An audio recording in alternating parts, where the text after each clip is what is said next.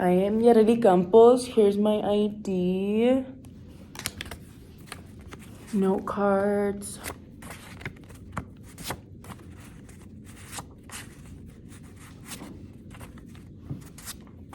Okay. And my audience.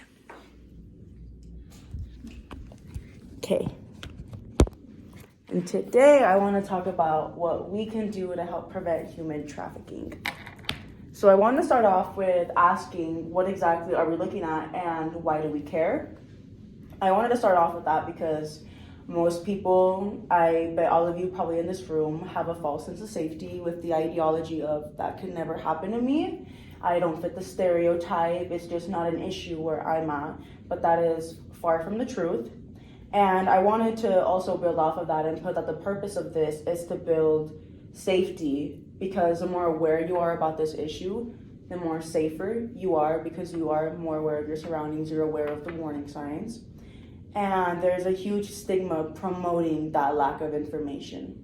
So by presenting this, I'm hoping to get just a little bit of that stigma out of our population.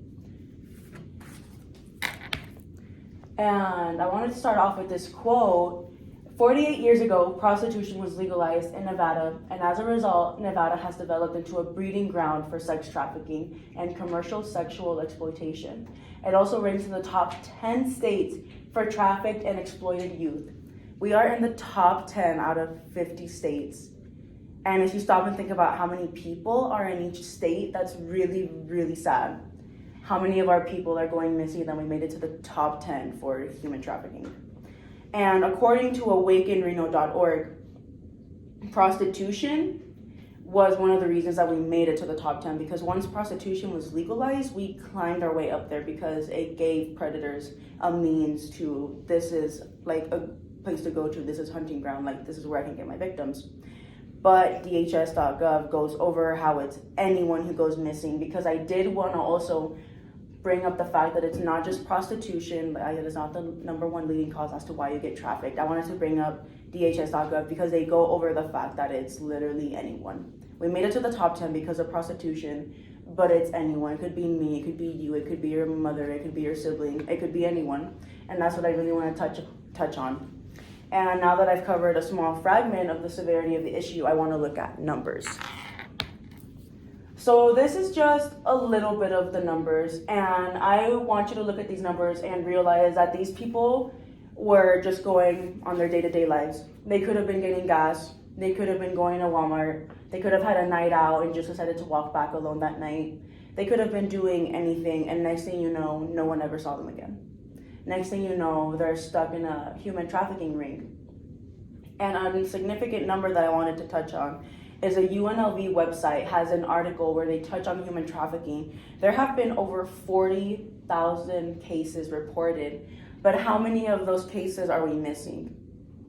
Because if we think about prostitution is more than likely an option for someone who feels that they have no other way to go about, who feels that that's their one option. And more than likely, prostitution is people who have no support system.